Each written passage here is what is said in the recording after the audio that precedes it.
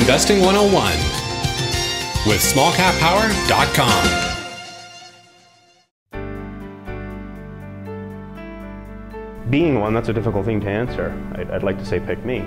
For choosing an investment advisor, an investor has to do a fair bit of due diligence. It is something like choosing your own life partner. Well, I think it has the same parallel as how you would choose a doctor, how you would choose legal advice. You know, initially you're going to take a referral from somebody you trust, who maybe is in a similar situation as you. You should have at least some good references to have seen some of your friends or family or co-workers who have used them in the past and have found them to be performing as per the expectations.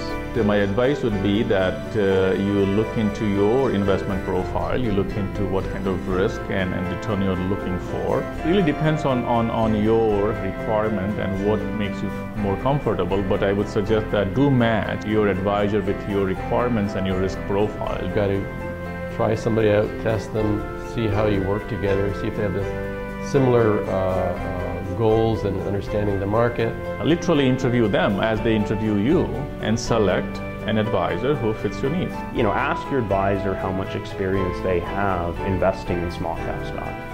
And then you're going to test that broker out. An investment advisor should be able to have the track record to make good investment decisions. Picking the right stocks, you know, is going to make all the difference. Do ask questions about what kind of clients they have, what kind of services they provide, how do they service you. The properties and the companies that I invest with for my clients, I travel to. I get my boots on the ground there and see what it's all about. I talk to the CEOs and to the geologists and really get a feel and understanding of what of what they're all about and what the goals are. It always sounds good, but you really don't know what you don't know, and I like to figure out what the real risks are before getting involved. You could go for a boutique firm which meets your requirement and you are really relying on the advice of that particular advisor, or you can go for more well-known firms. But I don't think that you can participate in the stock market without an advisor and working at the same time. It just requires too much time. You know, the experience that the investment advisor would have, I think would be an appropriate question to ask. They should be accessible. If you have an investment advisor who is very high profile but is not accessible, it is no good.